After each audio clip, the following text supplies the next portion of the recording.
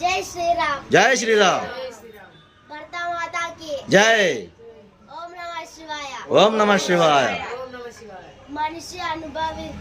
మనిషి అనుసరించాల్సిన బాధ్యత మరియు లోకంలో తన ధర్మాన్ని కాపాడి శక్తిని పూజిస్తే విజయం ఖాయం.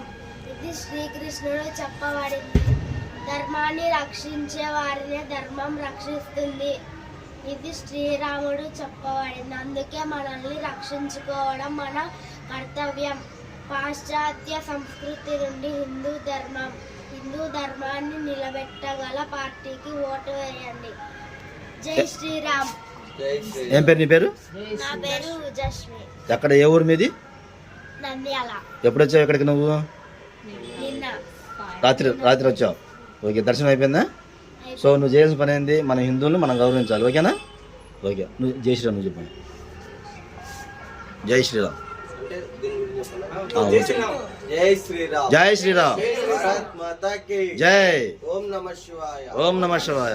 మీ పేరు చెప్పేసి ఎక్కడి నుంచి వచ్చారు?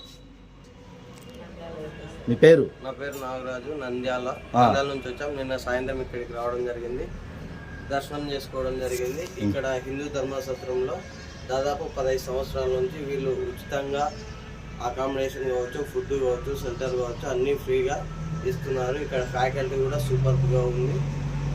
సో మిమ్మల్ని డబ్బులు అమౌంట్ డిమాండ్ చేయడం కానీ ఎవరైనా అడగడం కానీ? అసలు ₹1 తీసుకోలేదు. హిందువులలో అందరినీ ఏకతాటిపై తీసుకురావాలని వీళ్ళ ఉద్దేశం. సో దీనికి మీరు ఏం చేస్తారు? హిందువులు మనం డెవలప్ చేయాలంటే మన హిందువుల దగ్గరే కొనాలి, హిందువుల్ని అభివృద్ధి చెందించాలి. మళ్ళీ జై శ్రీరామ్. జై భారత్ మాతాకి. ఓం నమః శివాయ. ఓకే.